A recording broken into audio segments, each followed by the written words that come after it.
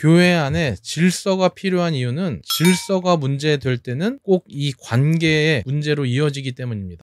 여러분 안녕하세요, 박성호입니다. 오늘은 그 교회 봉사의 헌신과 질서에 대한 균형에 대해서 이야기를 해보려고 하는데요. 모든 교회에서 항상 이슈가 되는 문제인 것 같아요. 헌신하는 봉사자들이 교회에 봉사하면서 많은 상처를 받고 또 번아웃이 되고 많은 이야기들을 보고 또 경험하고 많이 듣습니다. 제가 지금 담당하고 있는 찬양팀 양육 교재로 존 메가더 목사님의 예배라는 책을 보고 있습니다. 그 책에 보니까 이런 내용이 있더라고요. 성막은 온전히 예배만을 위한 장소였다. 책을 읽다가 이 부분에서 잠깐 멈췄습니다. 사실 구약 시대의 성막을 오늘날의 교회에 대입할 수는 없지만 오늘날의 교회는 성전의 효용성이 굉장히 다양합니다. 교회라는 건물 안에 카페가 들어오고 어떤 교회는 PC방을 만들어서 아이들이 와서 게임을 하기도 하고요. 체육시설 같이 많은 사람들이 활발하게 이용할 수 있는 다양한 것들이 교회 안에 많이 있습니다. 사실 그래요. 교회를 지어놓고 예배만을 위해서 쓰겠다 하는 것은 너무 비효율적이죠. 여러 시설을 통해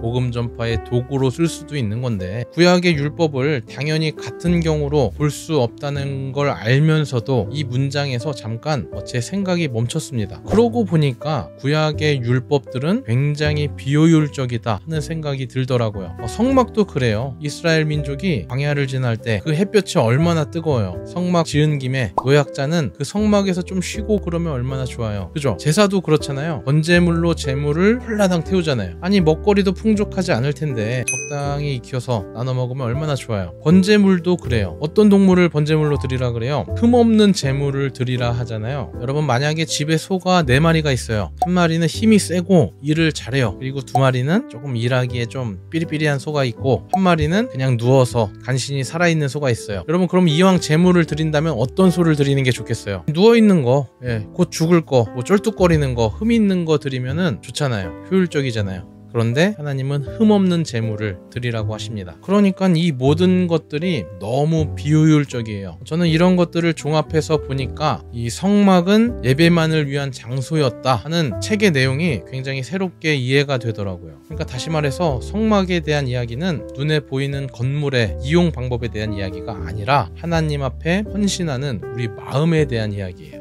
단순히 율법을 그대로 오늘에도 지켜야 한다는 말을 하는 게 아니라 구별됨에 대한 이야기를 하고 있는 것입니다. 온전히 구별된 예배, 온전히 구별된 제물. 그러니까 온전한 구별됨을 생각하면 할수록 효율을 생각할 수가 없습니다. 왜냐하면 온전히 드려야 하기 때문입니다. 오늘날 우리의 믿음도 그렇습니다. 효율을 생각하면 교회 봉사 할 수가 없습니다. 합리적인 판단으로는 이 섬김의 자리에 있을 수가 없죠. 구원받으면 됐지 뭐. 그게 가장 큰 복인데 적당히 얻을 거 얻고 적당히 믿으면 됐지. 효율과 합리성을 생각하면 이런 마음이 우리 마음 가운데 틈탈 수가 있는 거죠.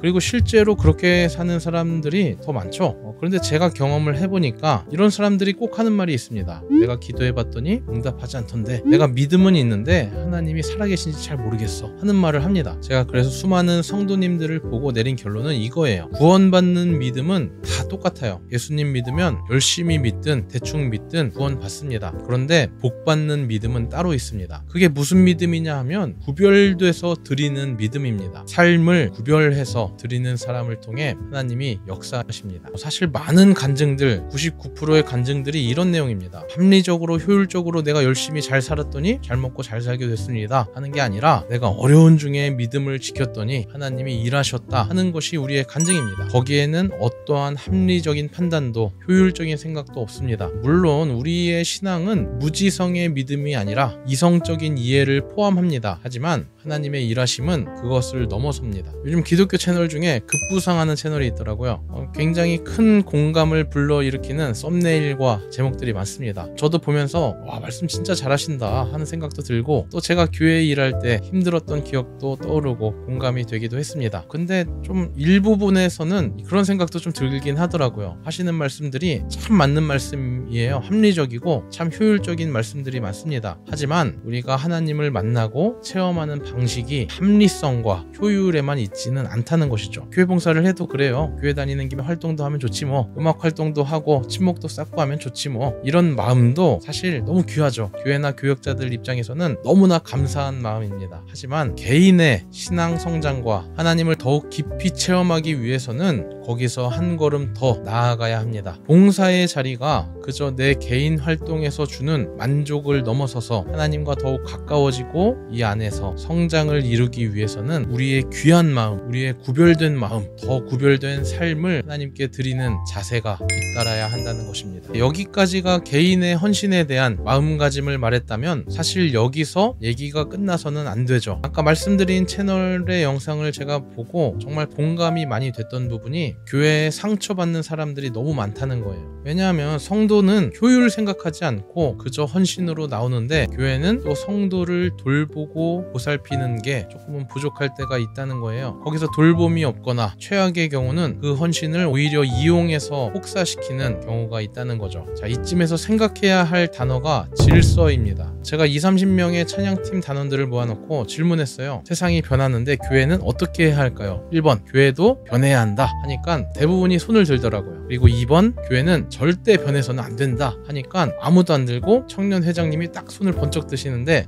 너무 멋있더라고요. 사실 질문이 잘못됐죠. 정확하게는 변해도 되는 부분이 있고 절대 변하면 안 되는 것이 있습니다. 어거스틴이 이런 말을 했습니다. 본질에는 일치를, 비본질에는 자유를, 모든 것에 사랑을. 본질적인 것은 절대 변해서는 안 됩니다. 하나님의 말씀, 구원자이신 예수님, 십자가의 복음, 여러 가지가 있겠죠. 그 외에 비본질적인 것은 사실 조금씩 변해도 괜찮습니다. 문화의 영역에 들어가는 것들이 있잖아요. 그런 생각의 차이에서 오는 것들, 그런 것들은 자유롭게 표현될 수 있습니다. 그래서 제가 이어서 질문하기를, 그러면 교회 찬양팀에서 다양한 장르의 찬양을 해도 되나요? 물어봤어요. 사실 다양한 장르는 가능하다고 하죠. 근데 모든 장르를 제한 없이 허용해야 되냐 하니까 이 대답이 조금은 머뭇거리시는 거예요. 그래서 제가 구체적으로 여쭤봤습니다. 만약에 주일 예배 때 뭐 EDM이나 헤비메탈이나 힙합의 장르로 찬양한다면 어때요? 허용이 돼요, 안 돼요? 물론 되는 교회도 있고 같은 교회 안에서도 허용되는 예배가 있을 거예요. 아니, 비본질에는 자유라며 왜 거기에서 제한을 하냐 물을 수 있는데, 여기서 우리가 쉽게 놓치는 중요한 본질적인 요소가 있습니다. 그건 관계입니다. 교회 안에 질서가 필요한 이유는 질서가 문제될 때는 꼭 이 관계의 문제로 이어지기 때문입니다. 그래서 봉사를 하고 부서를 운영해도 이 질서 잡힌 매뉴얼을 잘 세워놔야지 거기서 분쟁이 줄어들고 마귀가 틈탈 여지를 줄이게 되는 것입니다. 예를 들어 거의 모든 교회의 주일 찬양 인도자가 찬양을 끝내는 시간이 딱 정해져 있죠. 만약에 그날 너무 성령이 충만해가지고 찬양 인도자가 한 2분 늦게 끝냈어요. 여러분, 그러면 됩니까? 안 됩니까? 안 될 건 없죠.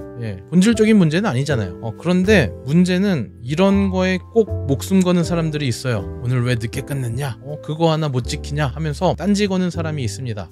사실 2분 정도 가지고 딴지 거는 사람은 비본질적인 문제로 시비를 거는 거긴 하죠. 그런데 이 말을 들은 찬양 인도자에게는 더 이상 비본질적인 문제가 아니에요. 왜냐하면 관계가 걸려있기 때문입니다. 인도자가 늦어짐으로 뒤에 대기하는 다른 순서자들이나 그걸 보고 불편해하는 사람들이 생길 수 있다면 이건 관계의 문제가 되고 본질적인 문제가 된다는 거예요. 그래서 질서를 지키고 봉사자를 돌봐야 하는 이유가 여기에 있습니다. 관계를 지키는 거죠. 봉사자가 헌신이 막 넘쳐난다고 중구난방으로 질서 없이 막 굴리면 안 되는 이유, 봉사자를 돌봐야 하는 이유, 질서를 지켜야 하는 이유가 여기에 있습니다. 본질적인 문제, 관계를 지키는 거죠. 그래서 질서를 지키는 것이 어떻게 보면 우리에게 필요한데, 근데 또 질서를 어떻게 지켜요? 질서를 지키는 데에는 효율과 합리성을 생각할 수밖에 없다는 거죠. 그래서 균형이 필요한 겁니다. 개인이 하나님 앞에 마음을 드릴 때는 효율을 생각하지 않고 귀한 마음, 구별된 마음을 드려야 하지만 전체 팀 사역에서는 교회의 지체와 연합을 생각하고 관계를 지키기 위해서 효율적인 방법, 합리적인 선택, 질서를 지키기 위한 노력도 같이 병행돼야 하는 것입니다. 여러분, 제가 20살 때 대학교 1학년 1학기 끝나고 여름방학 동안 교회를 가지 않은 날을 생각해 보니까 한 3일 정도 되더라고요. 그만큼 전 교회 봉사를 굉장히 열심히 했던 사람입니다. 목요일마다 그 교회 기도원에 철야 기도회가 있었는데 매주 갔어요. 그리고 가을에 제가 금요일에 군 입대를 했는데 입대하기 하루 전날 목요일날 그 기도원 철야 기도회를 갔거든요. 가서 이제 다 끝나고 이제 기도원의 목사님한테 저 내일 군대 입대합니다, 기도해 주세요 했더니 목사님이 기도보다도 잠깐 기다려보라고 하시고 사택 들어갔다가 나오시더니 10만 원 용돈을 주시더라고요. 당시에는 뭐 저는 매주 오던 기도회고 뭐 매주 오던 거 온 건데 용돈까지 주시나 생각을 했는데, 지금 돌아보면 교회 어른들에게는 참 이쁘게 보였을 것 같아요. 근데 입대를 앞두고 하루 전인데 새벽 1시, 3시에 끝나는 기도회까지도 왔으니까 많은 사람들이